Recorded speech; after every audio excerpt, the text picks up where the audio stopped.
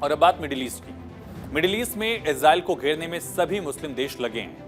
Hezbollah जहां Iran के समर्थन से इजराइल पर हमले कर रहा है, वहीं अब तुर्की ने इजराइल को धमकी दी है।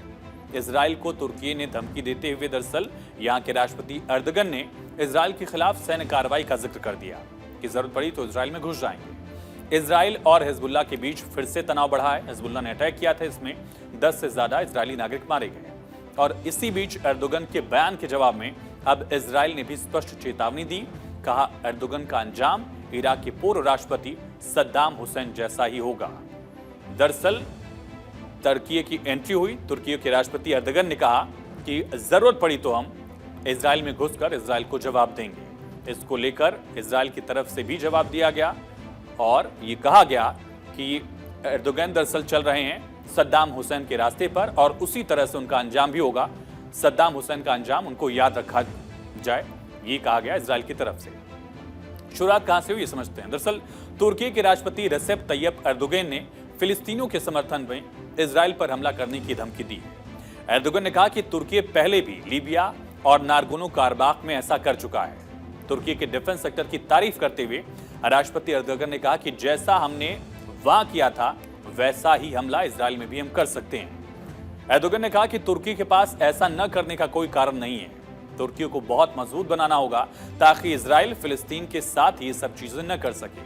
तुर्की गाजा में जंग की शुरुआत से ही इजराइल के हमलों का लगातार विरोध करता रहा है और एर्दोगन की इस धमकी के बाद इजराइल के विदेश मंत्री इजराइल काट्ज ने कहा कि एर्दोगन सद्दाम हुसैन की राह पर चल रहे हैं। उन्हें बस उनका अंजाम याद रखना चाहिए कि इराक में क्या हुआ था और सद्दाम हुसैन का अंत कैसे हुआ था।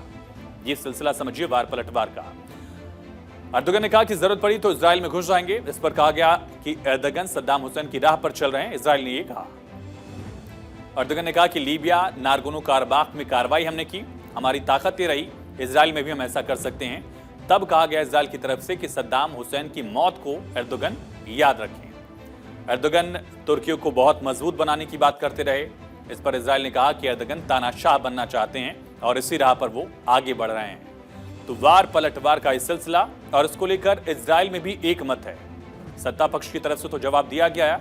विपक्ष के नेता इजराइल में यायर लैपिड ने भी एर्दोगन की आलोचना की है। सोशल मीडिया पर उन्होंने कहा कि एक तानाशाह बनने की हसरत रखने वाले एर्दोगन फिर से अनाप शनाप कह रहे हैं। हम उनकी धमकियों से डरेंगे नहीं, वो मिडिल ईस्ट के लिए खतरा है। लैपिड ने कहा कि एर्दोगन की इजराइल के खिलाफ की गई बयानबाजी की निंदा होनी चाहिए और हमास का समर्थन बंद करने के लिए उन्हें मजबूर किया जाना चाहिए। नीदरलैंड में विपक्ष के नेता गिल्ड वाइल्डर्स ने भी एर्दोगन पर कहा कि वो पूरी तरह से पागल हो चुके हैं। अब समझ आ गया है कि तुर्की को नाटो से निकालकर बाहर किया जाए, ये वक्त आ चुका है। लेकिन जिस क्षेत्र का जिक्र किया एर्दोगन ने कि हमने नागोर्नो कारबाख में कार्रवाई की थी, ये नागोर्नो कारबाख आखिर है क्या, जिसका जिक्र एर्दोगन ने किया। दरअसल नागोर्नो कारबाख पर अजरबैजान का फिलहाल कब्जा है। जैसा कि इंडिया और पाकिस्तान के बीच कश्मीर को लेकर विवाद रहा है और इसको लेकर लगातार युद्ध भी हुए, उसी तरह की लड़ाई दरअसल अजरबैजान अर्मेनिया में है। जो ब्लिंक वाला पोर्शन आप देख रहे हैं मैप पर, यही है नागोर्नो और कारबाख।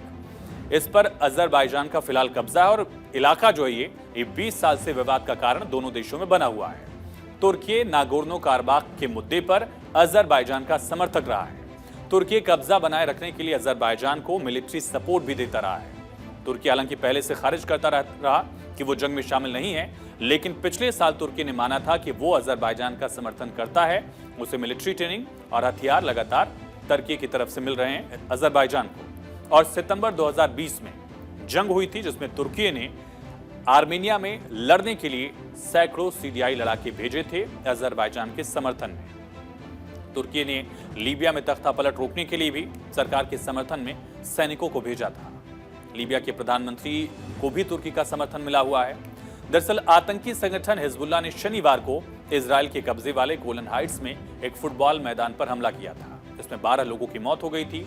टाइम्स ऑफ इजराइल के मुताबिक मरने वाले में ज्यादातर बच्चे थे, इनकी उम्र 10 से 20 साल के बीच थी। और हिजबुल्लाह के हमले का जवाब देने के लिए पीएम नेतन्याहू ने रविवार को तेल अवीव में कैपिटल में वॉर कैबिनेट की बैठक बुलाई। ये बैठक 4 घंटे तक चली। इसमें नेतन्याहू को इस हमले का जवाब देने के लिए फ्री हैंड मिला है।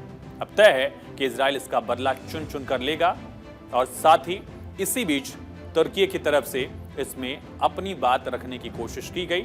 एक तरह से इजराइल को स्पष्ट धमकी दी गई, लेकिन इजराइल ने भी साफ चेतावनी दी है कि अगर तुर्की इस तरह की कोशिश करेगा तो उसका अंजाम क्या होगा, ये भी तुर्की समझ ले। फिलहाल मिडिल ईस्ट में तनाव बढ़ता जा रहा है।